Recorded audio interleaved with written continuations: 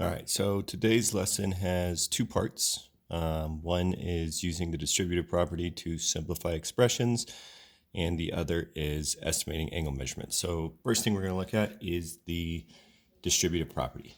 So we've dealt with the distributive property a little bit before. When you distribute something, you are giving it out. For example, I might distribute your tests to you, or I might distribute your homework in class. But in algebra, how the distributive property works is it deals with something inside of parentheses and then something outside. So we can look at an example. So we're going to have A outside of parentheses, and then inside we're going to have, we'll use B plus C. So using the distributive property, we can distribute what's outside of parentheses to each piece inside of parentheses. So the A outside of parentheses means that it is A times everything inside of the parentheses. And in this case, because we have variables, we don't know what B plus C is, but there is a way to distribute this A to both pieces inside. So how the distributive property works, you take what's outside of the parentheses, so take A, and the first thing we're going to do is multiply it by our first piece inside our parentheses. So we're going to take A times B, which would just give us AB. Then we are going to distribute it to the second piece of our part inside our parentheses. So we take A times C, which would give us AC. Now here's probably the most important piece, is B and C were combined inside the parentheses through addition. So when we distribute A to both pieces, how they were combined originally needs to stay the same. So between AB and AC, we need a plus sign to maintain this equation. So we distributed A to both pieces and simplified this to the new expression AB plus AC. So let's look at another one real quick. Let's say we have outside of parentheses X, and then inside of parentheses, let's say we have Y. Let's change it to minus Z. So again, we're going to distribute what's outside of the parentheses to both pieces inside. So the first part would be X times Y, which is just written as XY.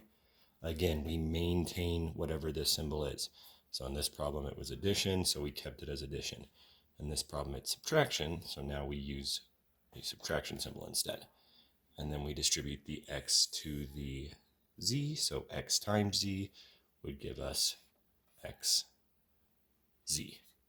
So using the distributive property, we are allowed to take what's outside of parentheses, multiply it by everything inside the parentheses, and then again, maintain any addition or subtraction symbols that come with it.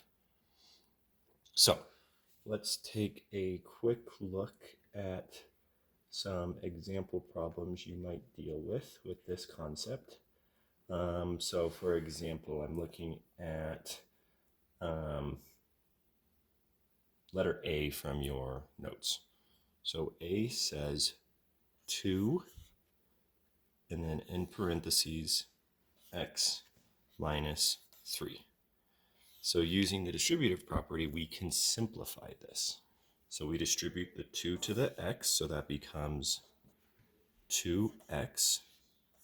We then distribute the 2 to the 3, or if you want to think about it this way, we take 2 times the negative 3.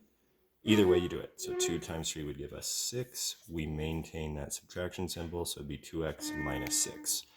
Or you can think about it as 2 times a negative 3. 2 times a negative 3 is negative 6. So either way we get 2x minus 6. So that is using the distributive property to simplify expressions.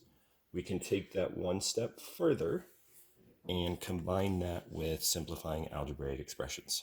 So in your next example, you've got the expression x squared plus 2x plus 3, and then inside of parentheses, we've got x minus 2.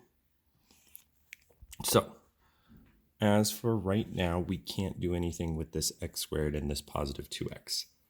But we'll see once we distribute this positive 3 to the pieces inside the parentheses, we're actually going to have like terms that we'll then be able to simplify. So if we take positive 3 times x, we get positive 3x. And then if we take positive 3 times a negative 2, we get negative 6. So now our expression is x squared plus 2x plus 3x minus 6. Now we actually have like terms that we can combine and simplify farther. X squared, there are no other x squareds in there, so that's got to just stay the same. But now we can combine a positive 2x and a positive 3x, which gives us positive 5x. Don't forget to let the plus or minus come with it. And then our constant, negative 6, there are no other constants in this equation. So all of that simplifies down to x squared plus 5x minus 6, using the distributive property to simplify expressions.